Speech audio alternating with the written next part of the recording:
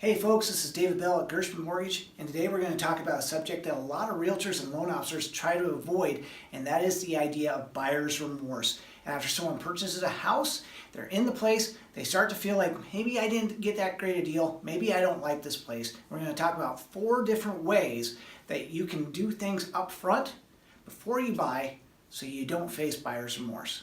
Alright, so the first piece is having a solid game plan, having an idea of what you really want.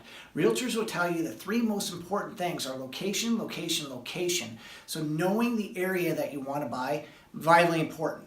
But also understanding what type of house that you want. The style, the room layout, the number of bedrooms, the garage size, these things are really important. And when we get back to the idea of location, don't forget the proximity of where you are to where you want to be, the things that are important to you, grocery stores, schools, shopping, movie theaters, things that you enjoy, you want to be relatively close to. So think location, location, location, and what type of house it's going to be.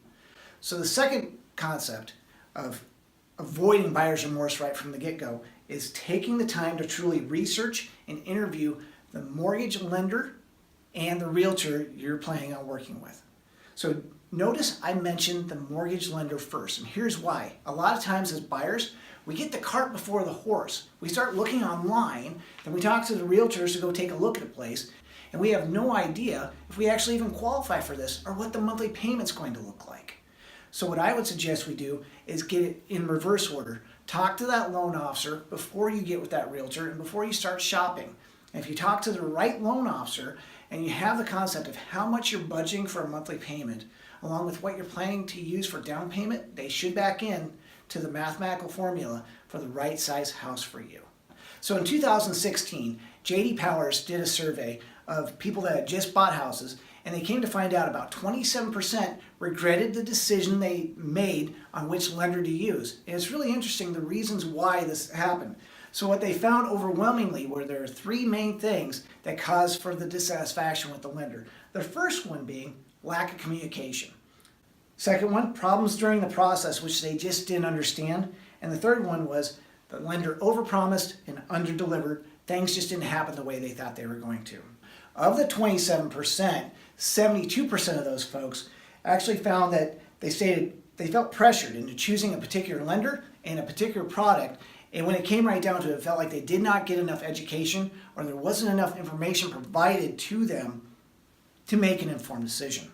So the third way that you can avoid the idea of buyer's remorse after you purchase a house is being prepared up front financially and mentally for what you're walking into.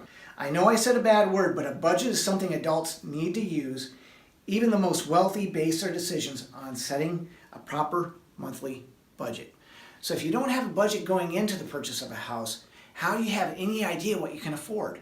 Think it through, have that prepared before you even start looking at the houses. Use your brain and not your heart. The other piece is working with a lender that actually breaks down the math so you can understand it. Buying a house, using a mortgage, it's not rocket science. It's some very basic math, but it can be confusing if it's not explained properly. Seek out a lender with the heart of a teacher to help guide you through. Okay, so our 4th idea on how to avoid buyer's remorse after we own a house all starts from the beginning again, and that is mentally preparing to have less money in your bank account. So how do we do this? Setting up a separate savings account with funds designated specifically as down payment funds will help. This is called a sinking fund, and sinking funds can be used for big purchases, homes, autos, any major purchases that require some discipline and saving steps. Making sure to have separate savings set aside. And this is for rainy day funds, or otherwise known as emergency funds. This can help remove that stress when you're putting money down on a house and you're pulling from that sinking fund. Knowing that you have reserves set aside for that rainy day, extremely helpful. And remember, you're not losing that money you use for down payment. It is just being converted into equity, into a major investment. So in this discussion, we talked about 4 ways early on to avoid that later possibility of buyer's remorse. Something that, like I said earlier, lenders and realtors don't want to talk about it, but it is something that does happen, and it happens quite a bit. We need to do the steps to make sure we're financially and mentally prepared for a major purchase like buying a house. I've been David Bell with Gershman Mortgage. Take care. See you next time.